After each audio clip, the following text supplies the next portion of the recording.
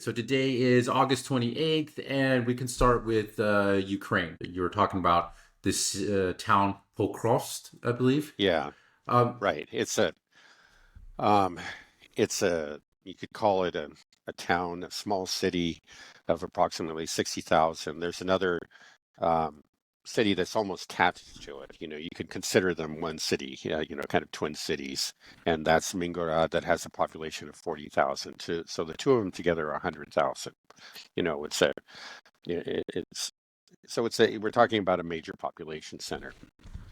Um, Together, they constitute a city larger than Bakhmut, but half the size of Mariupol. So if you want to just put it in context, um, now it's a very important city strategically. Yeah, it just sits at a crossroads, and the main supply routes to Chavas Yar, where a major battle is ongoing, and down to Ugledar, which is another um, Ukrainian fortress city to the south. Chasiv Yar is to the north, Ugledar is to the south. But they're both supplied through um, the city, Pokrovsk. So, it's very important. And if the Russians take Pokrovsk, it's not all of the Donbass, but I think quickly a good part of the Donbass will fall, and the rest of it will fall not too long afterwards. Um, and the interesting thing about this is that um, I think we're witnessing a true collapse. We've talked about um, maybe a slowly uh, acceleration in the Russian advance over the last several months. They've been advancing faster and faster. It's still, up until very recently, it was still rather slow. It was maybe half a kilometer a day, but it was steady and it was in many parts of the line. Whereas before we saw no movement or only saw some movement in one part of the line. Um, but now it's fast. We see it's can be 2, 3, 4, 5 kilometers in a day. And just to give you an example, there was I think it's Nova Gorodka, a town just to the east. I guess more or less the southeast of Pokrovsk. Um, Nothing too big. We're talking about 16, 17,000, but the Russians took it in basically 3 days.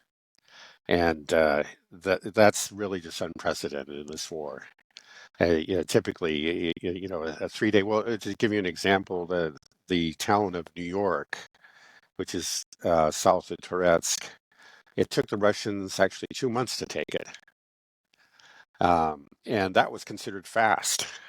They took this in 3 days, so that gives you an idea of what's going on. It looks like there really is a collapse, and we had a recently there was um, a Ukrainian Rada, that's the Ukrainian parliament member, go there and it visited the area just a few days ago. She saw that there were fortifications, fairly substantial fortifications to the east of these towns, but they weren't built up. These are not fortress cities the way that Toretsk is, or New York for that matter, or certainly Avdiivka or Bakhmut. These were fortress cities. They were, not only did they have fortifications in front of them, but there were virtually every structure within the city had been converted into a fortification. And that's why, I mean, these battles can be so grueling, why they can take so long, and why they end up with the total destruction of the town or the city. Um, but we've passed through that main line of fortification. So that's one reason I believe that we're seeing much more rapid movement. The Russians have broken through and they're on the other side. There are still fortifications in these areas, but they're not nearly as extensive. But then another thing is the Russians are reporting this, and the Ukrainians too. These the Ukrainians are not fighting the way they used to. They're not. They used to be very tenacious. Um, they would stay in these fortifications and fight until they were all dead, or it was just the fortification was pulverized, or just a few of them were left, and the Russians would storm the trench or the bunker or whatever it was. Now, it's after a day of shelling and the guys turn and run. And I think we're seeing basically what we predicted. we've seen all these videos of people who clearly have no desire to go to the front, but they're being pulled off the streets, nabbed and dragged into these vans. And these are people who do not want to fight. And I think that's what's happening. I mean, they put bodies in these trenches and in these bunkers, but but they're just bodies. They're not dedicated soldiers, and they have no interest in losing their lives to hang on to this piece of ground. So when it starts to get a little scary, they turn and run. That's part of it. And then they're saying that the Russians have got them greatly outnumbered. I mean, it's just a lot of these units have been worn down. A lot of the you know, a lot of the fighters and probably the most dedicated ones have been killed. And then some were pulled off for this adventure in the north in Kursk. So there's just not many people. They're not dedicated. The fortifications aren't as strong as they used to be. And the Russians are just plowing through. So at least on this part of the front, I think we really are seeing what we could call a collapse. I've been hearing talk of a collapse or something for like almost 2.5 years, like it's imminent, but I think we're actually seeing it, at least in this part of the line right now. Now, some people have a theory, I, you know, actually on the pro-Russian side, that maybe this is intentional, that the Ukrainians are actually finally playing it smart. And instead of trying to hang on to every, square centimeter of ground the way they have been, always fighting to the last man, this decided actually to pull back and into a more well-defended place and just to make a stand there. I haven't seen any evidence of that. In fact, so they're saying maybe like they are going to just try to fight like hell for Pokrovsk. But again, the same RADA member that I mentioned earlier, she said that in fact soldiers were retreating from Pokrovsk already. And it's hard for me to believe that all of a sudden the Ukrainians are fighting smart. And they're no longer concerned with the PR game, with the narrative, because while they're doing this, they're continuing with this crazy adventure up north that is obviously costing them down there. So I don't believe that there was all of a sudden a change to a more sensible policy. I don't see any evidence of that. I think they've been attrited. They've lost their main fortifications, and the people that are left are just not the dedicated fighters that they once had. So do you believe that we're rapidly moving towards the end of this war? If there's a complete Well, collapse, do we just I wouldn't quite say that. I mean, there's Ukraine's a big country, right?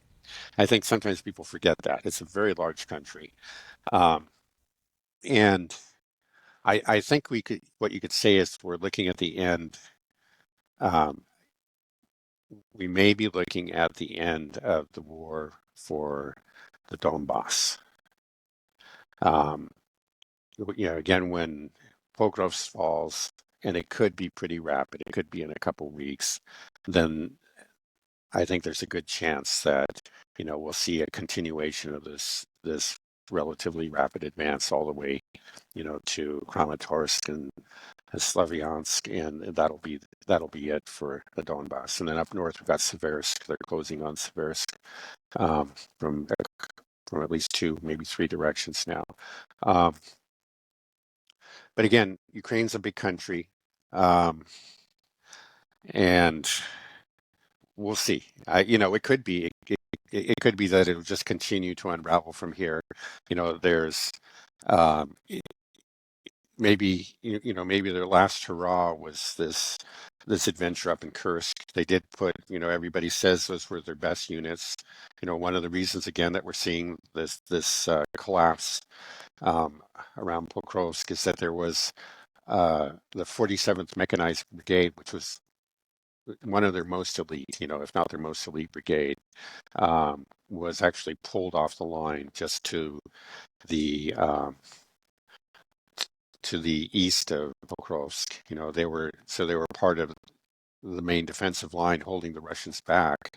And so that's one of the main reasons they're gone. They've been sent up north, but now they're just getting hammered up north in Kursk.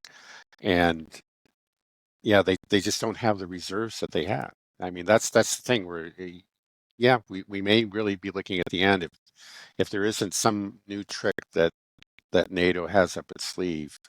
It looks like the Ukrainians have run out of reserves. They have them, their reserves are again at Kursk, because that's why they're holding the line at Kursk. Is okay, they don't have the fortifications, but they can keep on putting in fresh meat, right? But eventually, they're gonna run out of fresh meat. I mean, those reserve units are going to be just torn apart. And down here, down in the Donbass, they just don't have them. So, there are holes in the line, there are holes that they used to be able to plug. They'd always bring in new people and continue the fight. They can't do it. So unless there's something, you know, yeah, the both problems seem insoluble to me, both the equipment and the men, right? I mean, you're Right. talking about bringing in women, but you know, that's not a solution. That's Yeah. a sign that you're losing. That you just let's be honest. Um, Right. Well, I mean, yeah, uh, the West seems like they don't want this war to end. They want to kind of have some stalemate at least uh, until the election. Do you think that's a right. big part of this, that we need to keep this Oh, for going the till November for the for Americans, the which is U.S. NATO? definitely. Yeah, for the U.S. definitely. How much Uh, power do they have to make sure that it lasts till November? yeah, I well, mean, it's still a ways but to their power, go. yeah, their power is limited. Right now you can see the limits to their power, right? I mean, because they can't create new Ukrainians. Um, yeah, or you could try to force the men that have fled to Western Europe back, but that has all sorts of problems, PR problems, legal problems. I don't think that's going to happen. Um, and yeah, there are limits we've found to the equipment that they send. They've depleted their stockpiles, and their production capacity is limited. So they're sending Ukraine what they can, like every month. Um, yeah, somebody who's very good on these kind of things and been very good and accurate all along is Brian Berletic, that he keeps track of military production. And what he points out that yeah, in past packages that like in the first year or a year and a half of the war, the U.S. would announce a package, and it would be fairly substantial, and they'd list the numbers. And and it would be, it would vary. There would be new things added to new packages. Now it's the same thing. They don't list the numbers, and I think there's a reason for that, because the numbers are so low that it just is bad PR. And he says it looks like it gives every appearance of being just they're just drawing from monthly production. They don't have stockpiles anymore, and their monthly production is just very, very limited. We know, I was just reading today that they'd upped the shell production, artillery shell production, from 24,000 to 36,000. But Monthly. that's like 6 days of for Ukraine, 6 days in a month. So they only supply them with 6 days worth of artillery shells. But that's also saying, assuming that you give them all to Ukraine. But of course, Israel wants them, and the U.S. has to hang on to some of them too. So they're going to get even less than that. That's just one example. They're giving them a certain fraction of monthly production, but that is a very limited amount, and it clearly isn't enough. So what else can they do? I mean, they're actually, and then recently, Poland just announced, I think today, that okay, yeah, sorry, we don't have anything more to give you. We gave you billions and billions of dollars worth of equipment. Germany is cutting back. They just say, look, we've got our budget. We're well over budget. I'm sorry, we got to, we're not going to bust our own budget for you. And that's what you're hearing. Britain it was pathetic to begin with, and now they just don't. They have nothing to give them. It's The U.S. gave them ATACMS, but the U.S. stopped producing ATACMS years ago. And now I think, and the ATACMS were almost entirely neutralized, and I think Ukraine just has a few left. That's what everyone assumes, and then there's really nothing to replace them with. So yeah, yeah, it's it's looking pretty grim. Maybe there's something that we don't know about, some trick, up the NATO sleeve, but I don't see it. So in May, I certainly see the end of. Well, one thing is we don't know what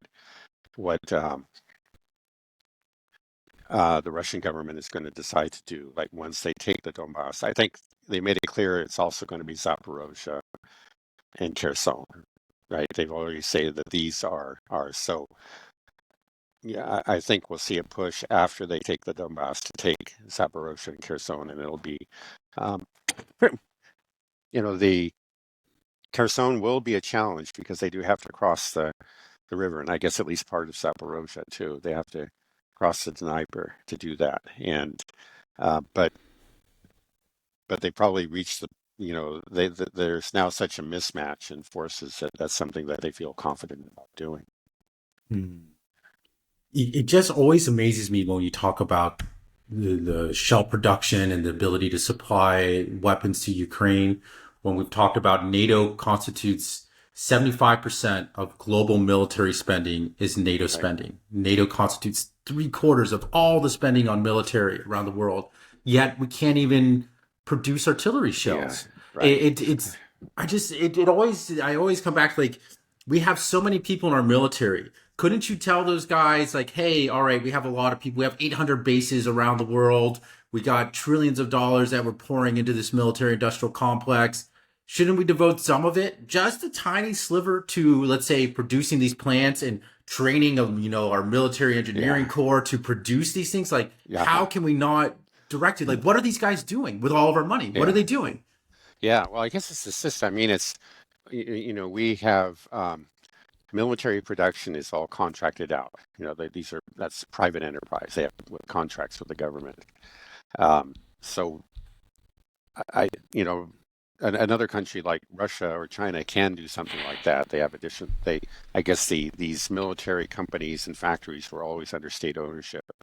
And let's be honest, in these kind of situations, that seems to give um, the gives the Russian and the Chinese an advantage. They could set aside the space that was earning, that was just idling there and producing no profits for anybody. But when it became necessary in the event of a war, right, you just you start up the production lines and you can devote the resources, you allocate the resources, and get it done. And I don't know. Well, I guess they do have to hire the workers. They don't use soldiers, as far as I know, but it seems to be working. Let's be honest. I mean, yeah, it is crazy. I think that the whole it shows there's, first of all, something wrong with the metrics, right? We get these things. We have a GDP that's 10 times the size of, Italy has a GDP larger than in Russia. Yeah, I think you'd have to stop and say, well, if that's the case, then maybe there's a problem with the metrics, so the way that we measure economic Right. wealth and economic production. Recently there was something that came out that showed that Russia had moved up and was something like eighth in the world in manufacturing, but it was still like behind Mexico, and the U.S. and Germany together, they're producing according to this metric, produces something like 15 times as much as Russia. And I remember seeing those at the beginning when the war first kicked off, and I was thinking, well, Russia better act quickly, or they're going to be absolutely flattened, by the Western steamroll, because there's just so much bigger. They can make so much more. They have so much more manufacturing power, but they don't. So it shows you there's something wrong with the way we measure this. I don't know. I think in some ways analogous to like education, because I always hear it's like, politicians bragging that we spent so much in education. I increased the education budget by another 20% or whatever. It's just sort of like you begin to mistake the dollar figure with the reality. You say the more that you spend on something, then the more of the thing there is. But that's Mm. not true. It's just like you can keep on spending more in education, and the kids don't know anymore, right? Because when it really comes down to dedicated teachers and dedicated students, and if you don't have them, it doesn't matter how much you spend on education. And I Right. think it's something similar when we get in the military. We have some sort of system that that sucks in a lot of dollars. It's really good at that, and those dollar figures keep on going up, and politicians keep on bragging that they're supporting their military. But the reality is that the things that are needed are not getting produced. Mm. Um, Yeah, well, I mean, it's almost kind of, if you just think about it, it's kind of Econ 101 is that, because you said that the manufacturing of this military equipment is contracted out to private enterprises, but there's only a handful. So you have an oligopoly, or really kind of a Yeah, monopoly, just on right. certain production. Like only one private company produces artillery shells, or let's say, Uh-huh. attacker Yeah, these, missiles or Patriot missiles, whatever. So they can just bill them whatever they want because they're the only right. company, and they know that the government, what it does is it just prints money. So you have this problem with, you have a connection with the military industrial complex is plugged into the printing press, so they can say, Hmm. okay, they're budgeting $1 trillion. Well, let's charge $5 million a Patriot missile, and we'll Yeah. produce Oh, 500, and yeah, it's right. Yeah, like no, it that's, shouldn't cost that much, it but we're shouldn't. just Right, throwing money away, and right. and so that's why we can say we're spending 75% of the global military Yeah, spending is from NATO, which is primarily the United States, but you yeah, don't get the results. You just throw money into this pot, and it's just a right, few, right. private corporations that just get to charge whatever they want. Yeah, yeah, Such an obvious, horrible system right. that should be fixed. Right. Well, there's corruption everywhere. Clearly there's been a lot of corruption in Russia. 'Cause recently, many generals and other high-ranking officials have been arrested ever since the new defense minister took over. Um, um, yeah, so people say, oh, shake their heads and say, oh, Russia really has a corruption problem. Yeah, it does, and fortunately, was it Usanov, the new defense minister, is working on it, and it's good news that he's arresting these guys. But don't stop and think. See that America doesn't have the same problem. The thing is, our problem is institutionalized. That's something that we talked about before. Obviously, these things are being a lot of things. There's this overcharging. I mean, every once in a while you hear these stories. I remember hearing them like 30, 40 years ago. It was like $500 for a toilet seat, or just recently, it's like $2,000 for basically a wastebasket. These kind of things, they come out, but it's ongoing, it's constant. The thing is, nobody gets arrested, nobody gets in trouble because it's actually done according to the rules. It's just the rules are fixed in favor of these few companies that you're talking about.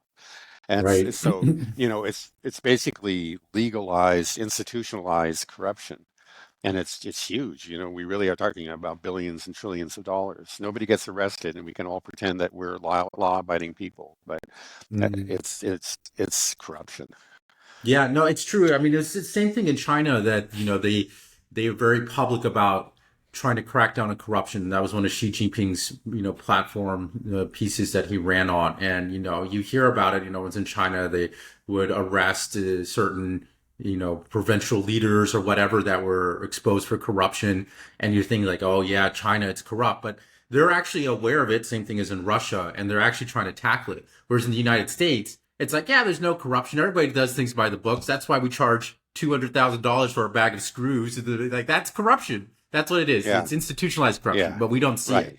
Yeah, because that, Yeah, that money ends up in some pockets, right, and right, right. It's sure, and, sure. It's not and like they're taking bribes directly from people, but right, actually, it's almost I would prefer that because you could yeah, see it. It's at least it's right, transparent. Like this is what it is. This is corruption. yeah, Because the yeah, problem we have in the United States is we have to overhaul the whole system, and then yeah, that gets bogged down. It becomes very, very difficult to change something that has become institutionalized. right. Actually, I was So many people are benefiting from it. So many people have an interest in it that a lot of people don't want to see change. right. Yeah, I was just having just a thought last night. I was thinking, like, how do we fix this problem? We spend like almost $1 trillion on our military every year. And if we want to change our foreign policy and pull back these bases, well, how do you do that? You got all these people that are in the military, all this money going in the military. What can you do? And for me, the solution would be like, well, yeah, we got all this money, we got all this manpower. Let's turn it into something like the Civilian Conservation Corps, that FDR had, the Uh-huh. CCC, at least in the short term.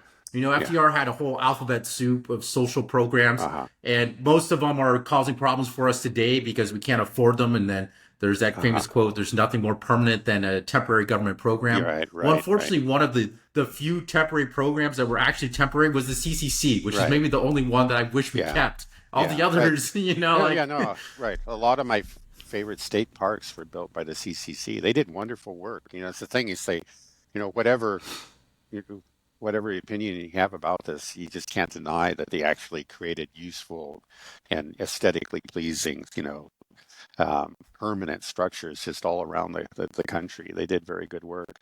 yeah, and it's Yeah, almost well, been 100 years, and we're still benefiting from it, and we will for hundreds of yeah, years on. right.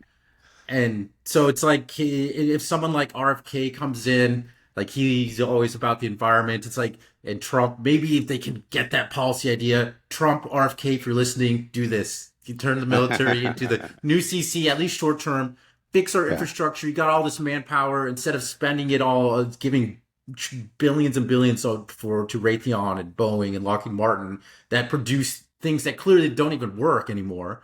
Build high speed rail, fix our roads, fix our, everything. Like we could just turn it just frustrates me because we talk about just the amount of waste on these wars.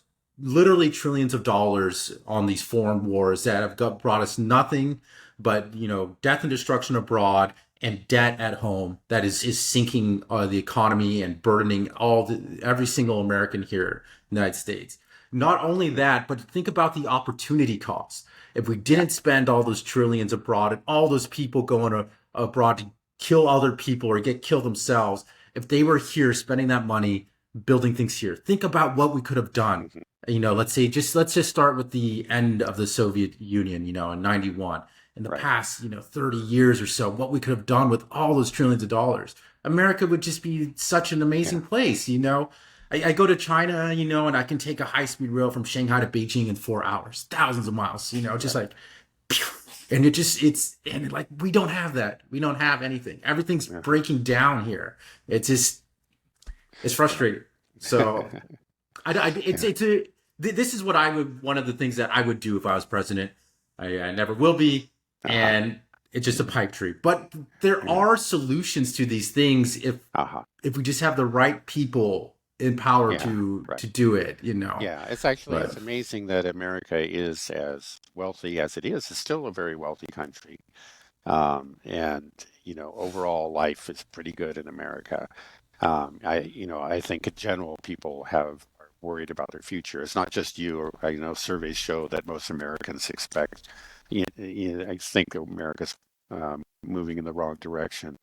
Um, but still, it's amazing that we're doing as well as we are. But we would be doing so much better if we had allocated our resources more wisely. If we hadn't, think if, like you're just saying, if we hadn't wasted these trillions of dollars. Just the Iraq war by itself was, depending on how you measure it, cost us $2 or $3 trillion for not just, it was worse than nothing. It just made the world worse, for both for us and most definitely for the Iraqis. And and and yeah, $2, $3 trillion for this. If we just hadn't done that, just think about what, and we had, yeah, invested in infrastructure or just put it in people's pockets and let them invest it the way they want, however whatever course you took, the world, we would be in such a much stronger place now than we are. But yeah, there's yeah. nothing we can do about it. It But happened. yeah,